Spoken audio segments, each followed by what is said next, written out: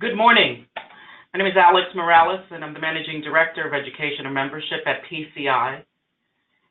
And I will be the moderator for this webinar titled How to Partner with the University on a PCI Foundation Grant. This session will be led by Marty McIntyre, who is the Executive Director of the PCI Foundation, and I will turn over controls to her. I will be behind the scenes. If you have any questions at all during the webinar, you may type your questions into the questions area of your webinar pane. Those will come directly to me, and I will monitor those while the presentation is going. Marty, are you there? Yes, I am.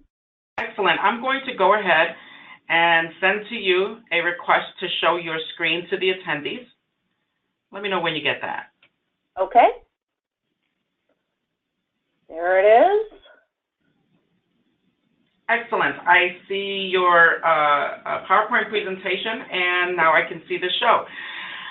Marty, the platform is yours. If you need me at any time, just say my name, and I'll come right back on. Great. Thank you. Thanks, everybody, for coming today to learn a little bit more about how to partner with a university on a PCI Foundation grant.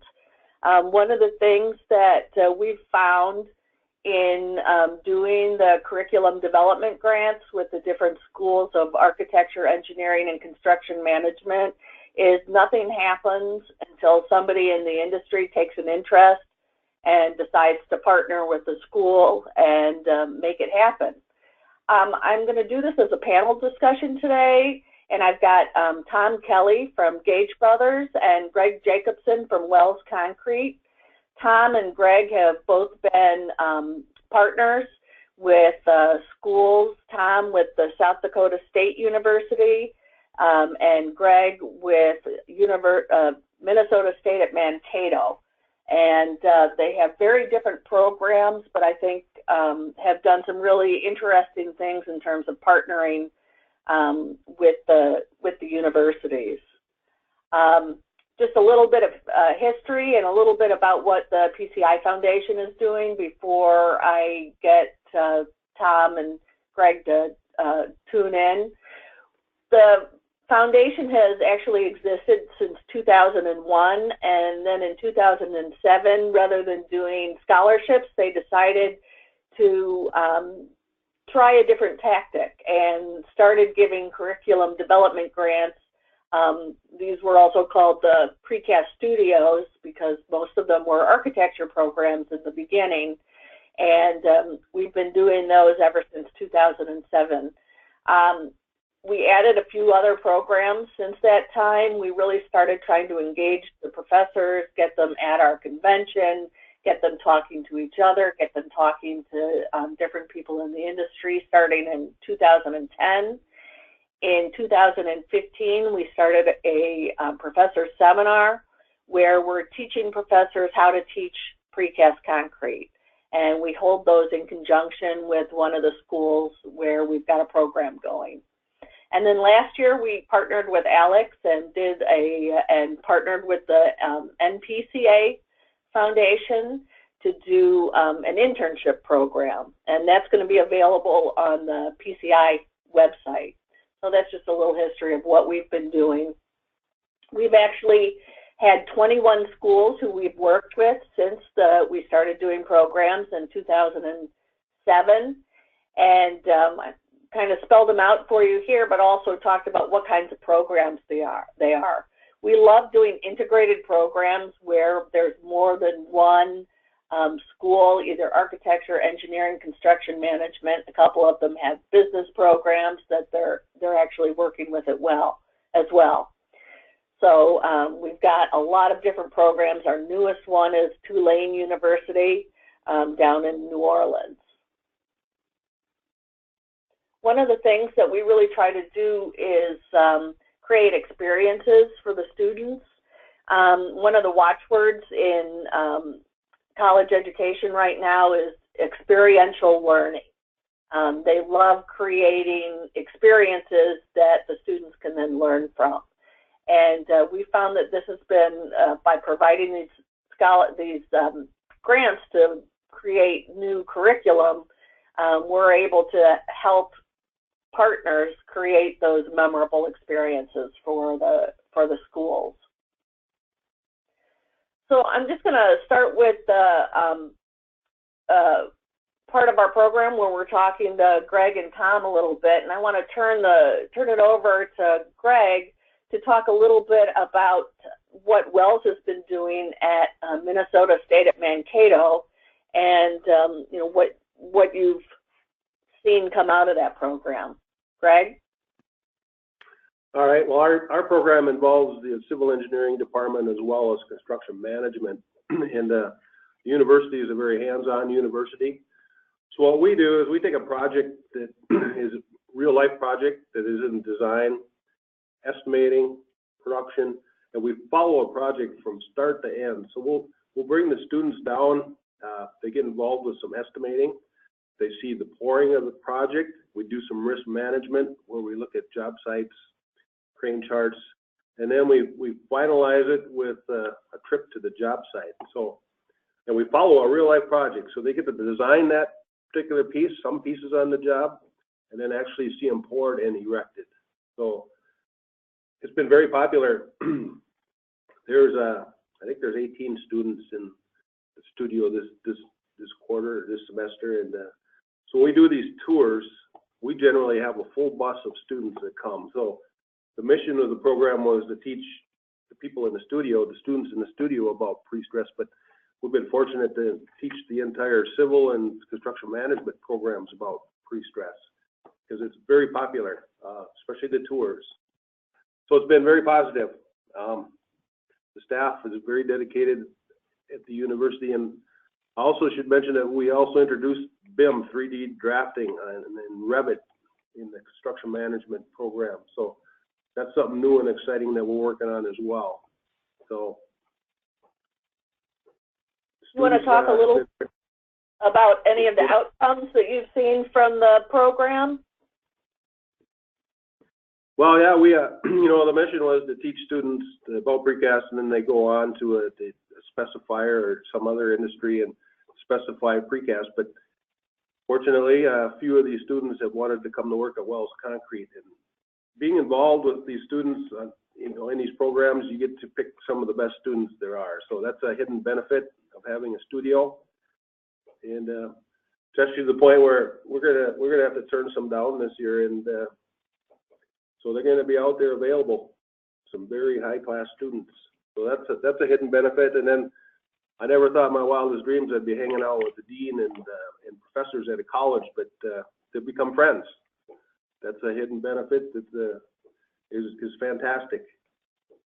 And are you seeing, you know, you said the original intention was to have students go out and work for people specifying precast. Have you seen that as well as the kids that you've hired? Absolutely. They've gone to some of the general contractors and specifiers and designers in our industry and become an asset to pre-stress. Prior to the program, there was not a pre-stress class at Mankato State, so there was no exposure to precast. So now they'll go to, say, a local firm, and they simply ask the question, you ever thought about precast in this application? And that question was never asked in the past. So that's a win-win for everybody involved at PCI, from associate members to our competition. So.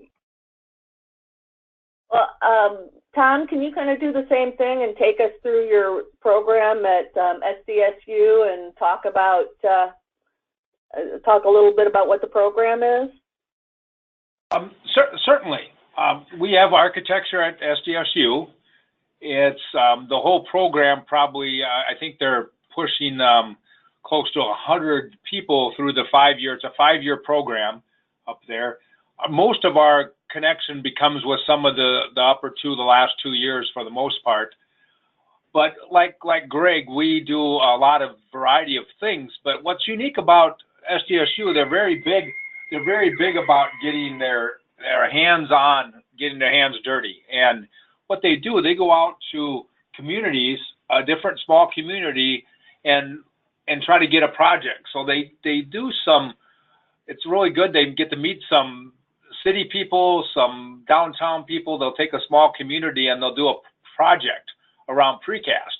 And then they'll design that project. We work with them to design the project. You know, the first year we did a Mobridge project where we built a stage and a kind of centerpiece in the center of town for them to have their summer events. And the last year we did a storefront in Volga, South Dakota.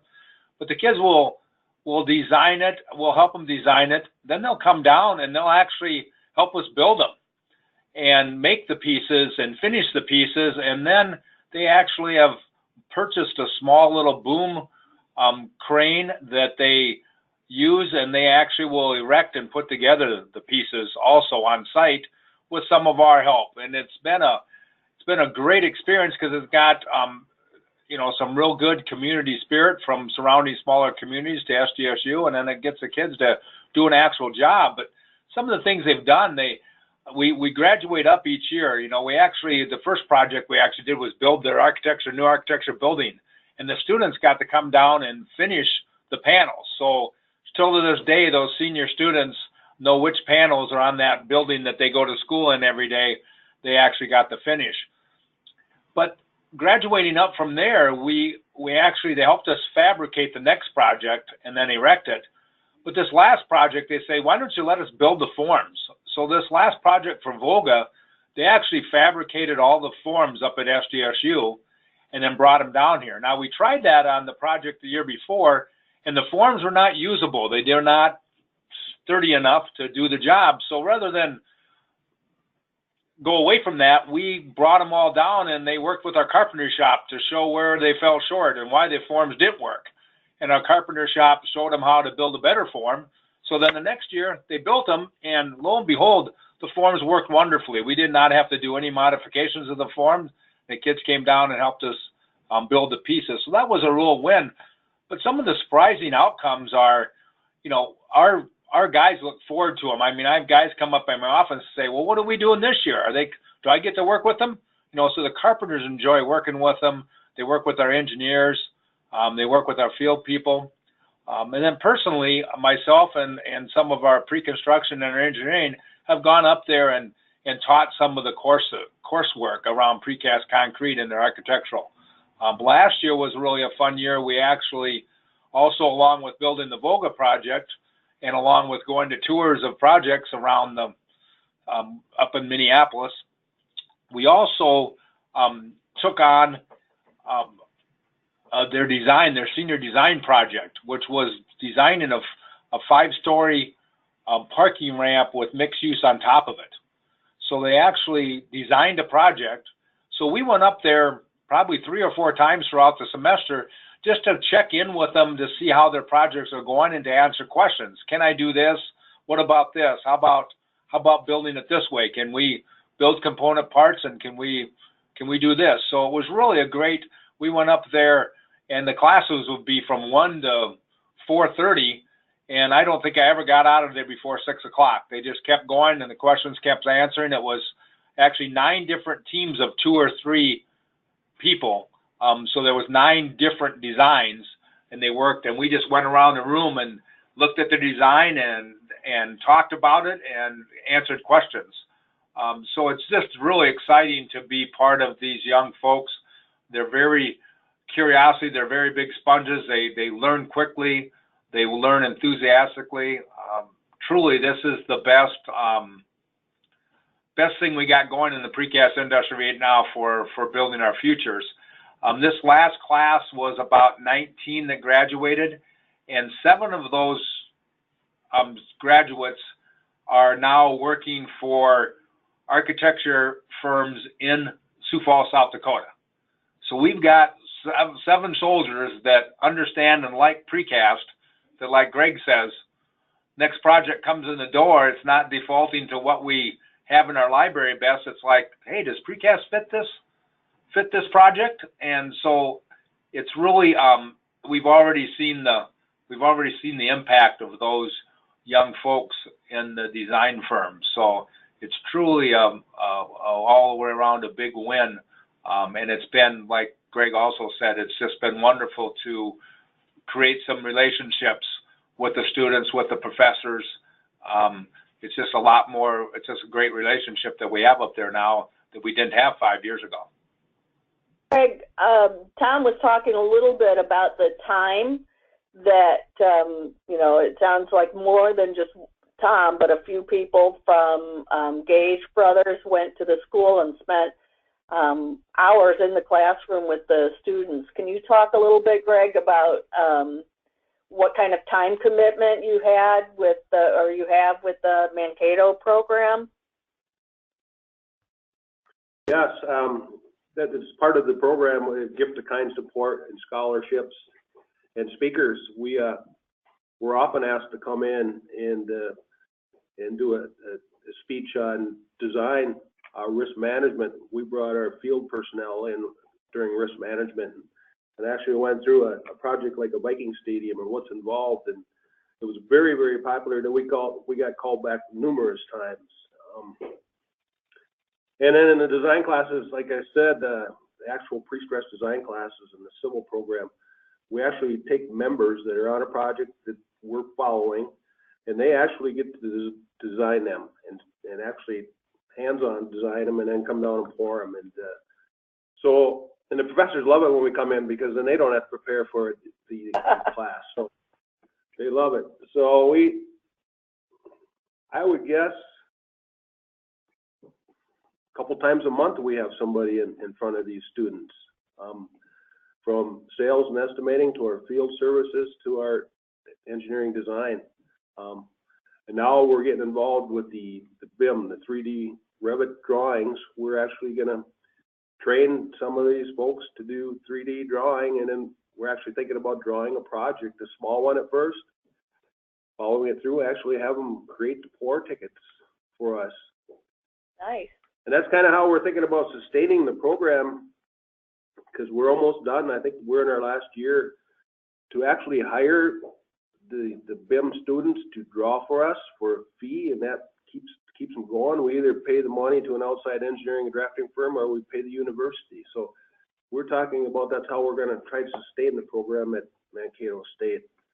So I think it's pretty exciting. Yeah. So both of you have kind of been through the process and are on the tail end of your grant. I wanted to also get you to think back a little bit to the proposal process and how did you actually get started. And one of the things that I would tell everybody is a lot of what you need is right there on our website. The last bullet, proposal guidelines, you'll find a checklist of everything that you need, a preliminary proposal form, some frequently asked questions. So a lot of that you'll find right there. But I wonder, Tom, if you could talk about during that proposal process, first of all, how did you find the university and the right people to contact there? And then how did that proposal come together and how much input did you have on it? Okay, yeah, it started back when we used to have this green seminar here in Sioux Falls, one of the local architects had, and we basically the gold platinum lead projects type thing, graduated from that, and we spoke at that a few times, and always SDSU always came down because they did a lot of building, and the president of SDSU and some of the foundation members will come down to that. And we were sitting at breakfast one day, and I was telling them about the opportunity here, and they seemed kind of intrigued, and it didn't really go anywhere, but we just talked about it a little bit. Then the next year, they came back and they remembered the conversation and said, Tom, what are we doing about that? And we're serious. I don't know how serious you are. So I started the process, and we filled out the application, and then actually, just coincidentally, we had our PCI summer meeting here that summer, and we invited the foundation out to dinner with us, and just to learn more about studios and more about what it was. And actually, they came and talked and presented what they wanted to do and what their vision was, and that, I think, was really helpful to our group, because they actually had an opportunity to sit and interact, and at the same time that they were reviewing the proposal. So At that board meeting that summer, we actually did accept, had a little foundation meeting, and did accept them as a school. So really, it was actually them pushing us as much as us asking them, and it really took hold very quickly. They were the professors and stuff were a little bit, what I want to say, apprehensive, because they felt like, wow, I don't really know enough about precast to take on a precast studio. And I said, that's the whole idea. We'll start from zero. That's no problem. Don't be embarrassed by starting from zero. And like I said, they were pretty apprehensive because they didn't figure they were up for they didn't think they knew enough about precast. But we've corrected that, and it's been a great trip and a great experience. I have to say the proposal process has taken anywhere from about 8 weeks to 8 years with the different programs that have started up.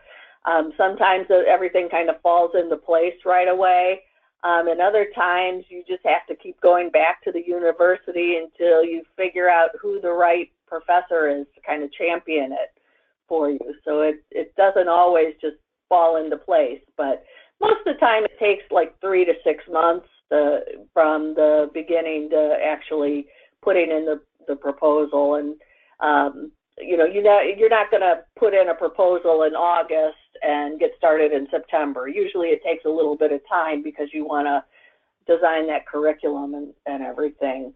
And the other thing I would say is that we always like to have a very interactive process in creating the proposals. I never want to see a proposal go into the trustees that I don't feel confident about. So I'm always here to answer questions and talk people through it, come out and visit you if that's whatever it takes to kind of get that happening. Greg, can you talk a little bit about, how did you approach the school and figure out, how to make it work? Okay, Wells has always been very involved with the university, and we were on the advisory board for the civil and the construction management program, so we knew the players, and we were in the classrooms often prior, but there was never a pre-stress course. The truth of the matter is I picked up PCI journal one day, and there was an article in there about Tom Kelly starting a PCI studio at SDSU, and I go, well, if he can do it, I can do it. So that's how this thing all got started. And then actually I got a hold of Tom. I believe I called him or was at a PCI event. And I said, Tom, how'd you do it? And that's how it all started. Then I got a hold of PCI Midwest, Mike John Drew, and I know Marty, we had many conversations and you helped very much lead us on this journey. It takes a champion, a precaster, and it doesn't have to be just one precaster. It can be 2 or 3. And then it takes interest from the university, and we had both of those. So it went very well. I think ours was rather quick. I think we did it in a few months. There was a lot of interest in the joint venture between civil and construction management, I recall, from the foundation that I think helped move it along. But the university was very proactive in putting the proposal together. They did a lot of the work. We had some help on curriculum, say like Tom mentioned, they had never taught pre-stress before. It was about 3 days in their concrete design class that they touched on pre-stress, and now we had introduced a whole semester on it. So we actually helped with the curriculum and the syllabus for some of these classes, which was a great thing. But it's been very good. And Tom actually helped us, and I think that Tom and I also offered our help to any other precaster who wants to get involved. We would share our journey with them and try to help them out if they have interest. So I know Tom helped us, and we would do the same. One of the things that both of you kind of touched on is the idea of it wasn't just the faculty or the professor who would be teaching the course that you had to talk to. A lot of times it's a good idea to talk to the dean and other people within the administration. I think Tom even knew the president of the university. Things like that can kind of help them understand what we're trying to do here and have them kind of tag a professor and say, this is going to be your job. You're going to work with this industry. And that helps it sustain the program as well. Thought I'd talk a little bit about resources. We've talked about the time that you've put into the program. Is there any other, and Tom, you've talked a little bit about the materials that you've put in. Are there any other resources you think that partners need to be prepared to part with to make it successful? Yes, I mean, I think you need to, like I said, whether you get them in your plants, I think you get them there, but you also got to get them out to the job site to see how this stuff goes together and interfaces with other building products on buildings and just the whole thing. I think they really need to get on job sites. So I think, you know, the resources you need to get some bus trips put together and take these guys out to and let them see job sites. I think there's just so much to be learned with hands-on and actually experiencing some of this stuff, not just in the classroom. Yeah. Any surprises that either one of you encountered, or things that you learned after the first year that you changed? Greg, do you have anything that you want to share? Yeah, the interest is increased tremendously. You know, and what draws them is now in Engineering 101, they do slideshows of the PCI Big Beam Contest and tours, and plant tours, and site tours, and it spurred a lot of interest. So now we have young freshmen and sophomores into the program where it used to be just juniors and seniors. And I got to see the year-end review, and the feedback from the students in the construction management, risk management class, and the professor shared it with me, and he said, "Look at this, Greg." And the question was, "What would you like to see more in this program, in this class?" And they said, "More trips with Wells Concrete to job sites." So that was a big highlight. And then you know, the big surprises are some of the friendships that I've created with some of these students that I still stay in contact with them, and some of them don't even work in our industry anymore, but they really appreciated working with us.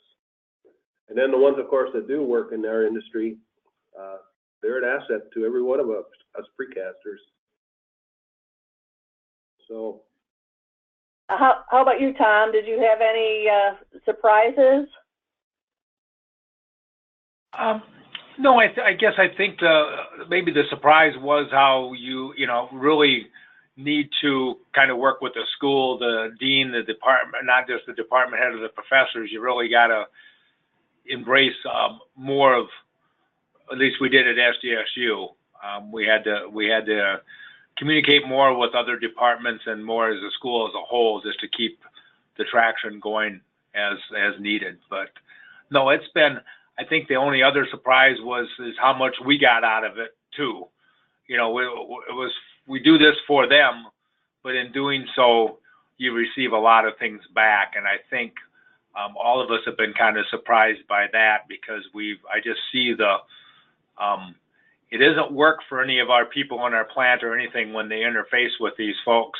It's always, they're always just excited as the students are. And that was a surprise to me. I thought maybe I'd have to begrudgingly do, "Hey, we're doing this, guys. You know, buck up, we're doing this." It wasn't that at all. It was, everybody looks forward to any interaction we have with them. It's very positive. And that was a very nice surprise.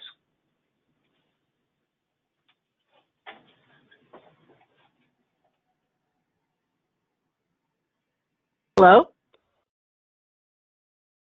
Yeah, I'm still there. I guess that's all I had to say. Okay, sorry, my phone actually died. My battery was full when it started, and I had to call in on my other phone. I thought I'd just end the program talking a little bit about some of the goals for the foundation. Right now, we're kind of looking at a strategic plan for school programs. Where do we want to be? And this goes back to the whole idea of the partnerships and what our partners are telling them they want to have. And we're looking at some bridge programs and trying to look at the engineering schools a little bit more closely, as well as doing the architecture programs. We're also trying to work on the proposal process so we don't get 60-page proposals anymore. We really want to kind of streamline that and make it easier for everybody to write a good proposal going out. We're looking at how to educate partners doing things like this, making sure that everybody knows how to have an effective program. And both Tom and Greg talked a little bit about, how the programs are going to continue. And we're looking at the continuity of the programs. What happens when the curriculum development portion is finished and we're done with the grant? How do we keep these programs sustained and going? And in most cases, I feel like it's the partnership. And if you have really strong partners like you have with Wells and the Gage Brothers, that helps quite a bit. Those are just some other things. Anything you guys want to end with, talking about your shining moment or your favorite part of the school program?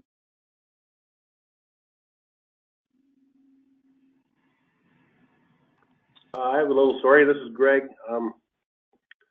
We were involved in the Viking Stadium, so the students came down and we saw some sections being poured, and I offered up a tour of the stadium. We were about 80% complete at the time. And so at that time, I think there was about 15, 16 students in the class, and the next day I got a call from Professor Riza, and he says, "Greg, how many students can we bring?" And I go, "Well, there's 12, 15 students in the class, 15, 20. He says, "No, Greg, how many people can we bring?" And I said, "Well, what are you asking?" He says, "Can we get a bus or two?" I said, "A what?" So we brought two 55-passenger buses to the Viking Stadium and was followed by about a dozen cars. And I've never seen so many selfies in my life. So these students will never forget that trip, and neither will I. It was fantastic. And so that was a shining moment in my mind. We were to teach a handful of students about precast. We taught over 100 of them what precast was. They found out what a stadia was, a raker, precast stairs. It was a great trip. Yeah. How about you, Tom? You have any shining moments? I think I have some shining moments. I don't think I can top Greg's or need to. That's a great story. I think they mine is just my personal interaction. Sitting up there in a classroom when you're asked to come from a 1:30 to 4:30 class, and somebody looks at their watch and it's 20 after 5, and they go, "Geez, I'm sorry. Are you okay? We'd love to just continue. We have so many more questions, and we're making some great headway. Can you stay?" And that's a pretty big highlight to me, that we can lose track of time like that and just enjoy the interaction and continue the conversation, 2 hours after the class time, and there isn't a soul worried about it. Everybody's engaged and wants to continue the conversation. That's pretty special. It's a small thing, but that's pretty special to me. It tells me we're making a connection. Also, I wanted to let everybody know kind of what we're looking for when we look at proposals.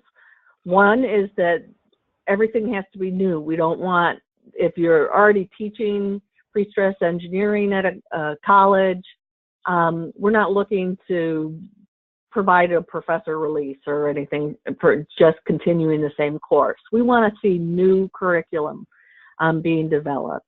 The other thing is every proposal has to have a very strong partner relationship moving in. There has to be that industry connection. What we found is without that industry connection, it just doesn't work as well. Tom and Greg both talked a little bit about support from the administration. That's very important, that the administration has to be on board. I think most of the trustees would say that they like to see integrated programs where you're working in multiple departments.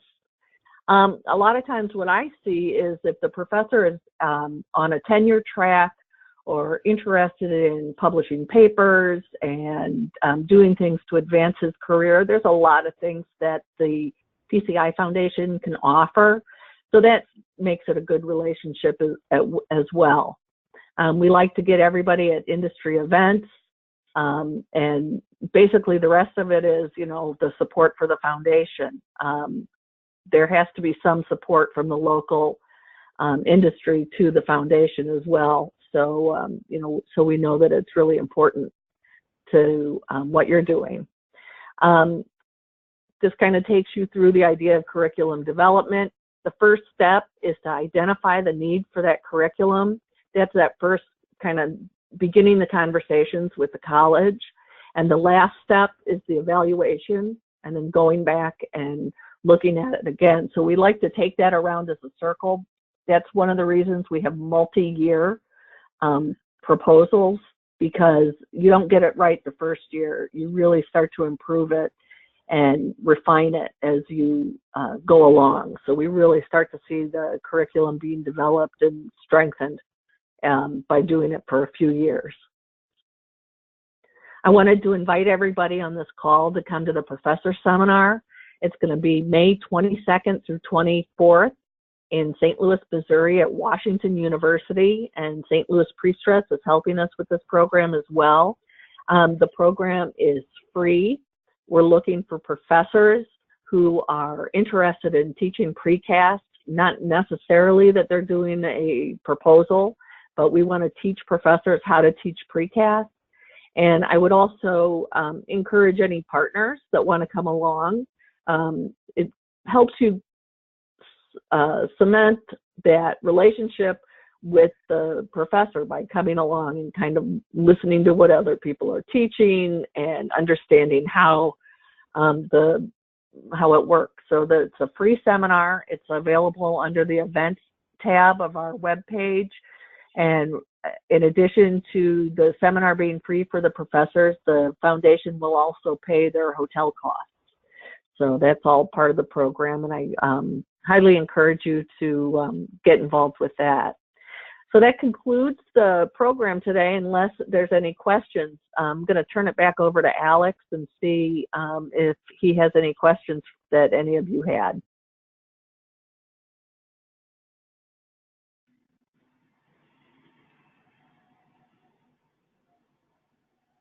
Thank you, Marty. I am looking through the questions. Give me a moment. There was one here.